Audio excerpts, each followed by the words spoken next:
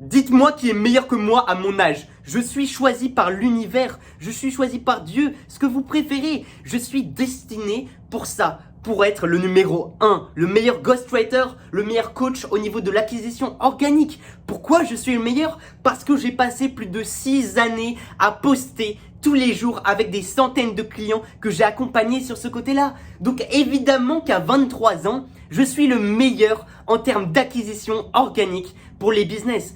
Ça me paraît extrêmement logique. Pendant que les personnes de mon âge étaient encore en études avec des études hyper bullshit, entraînées par des profs qui n'ont jamais géré de communauté, jamais vraiment créé d'audience, eh bien moi, j'étais en train de poster tous les jours, de faire littéralement des millions de vues alors que j'avais seulement 16 ans, 17 ans, 18 ans. Je faisais littéralement 55 millions de vues sur TikTok il y a 4 ans, en 2021, 2022. Et on parle pas de 55 millions de vues en un an, non! On parle de 55 millions de vues en 2 mois. En 2 mois. Et franchement, est-ce que vous connaissez des gens qui faisaient ça en 2021-2022? Je pense que c'est assez rare. Et surtout, même s'il y avait des gens qui faisaient ça, eh bien, est-ce qu'ils sont toujours là aujourd'hui? Non, probablement pas. Moi, j'ai une régularité. J'arrête pas de recréer des comptes. Je repars de zéro. Je change de réseau social. Je suis passé de TikTok, Instagram, LinkedIn, YouTube. Tout ce que je fais marche à chaque fois. Et ça, c'est la mentalité dont tu as besoin. On a beau se dire en France, ouais, on veut des gens qui sont humbles, pas des gens qui sont imbus de leur personne, qui sont égoïstes, qui sont arrogants. Mais la réalité, c'est qu'en France, on déteste juste les gens qui sont meilleurs que nous.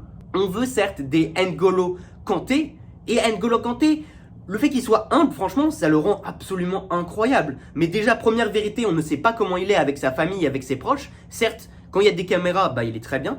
Et deuxième chose, même si c'est vraiment une bonne personne, il n'y en a qu'un d'N'Golo Kanté. Le reste des bons footballeurs, ce sont des gens qui ont de l'ego, ou en tout cas des gens qui ont envie d'être les meilleurs.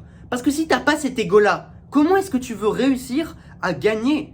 Tu n'y arriveras absolument pas. Tu as besoin de ce qu'on appelle la pronoia, qui est l'inverse de la paranoïa. La paranoïa, c'est tu imagines tout ce qui pourrait être négatif, tu overthink, tu penses trop, tu réfléchis trop à ce qui pourrait louper, et du coup, bah tu fais rien. Alors que la pronoia, c'est te dire, ok, je pars peut-être de zéro, ou je repars peut-être de zéro, mais je sais que j'ai le potentiel de tout défoncer. Et c'est ça qui fait qu'au final, tu agis. Tu agis parce que tu sais que ça va marcher.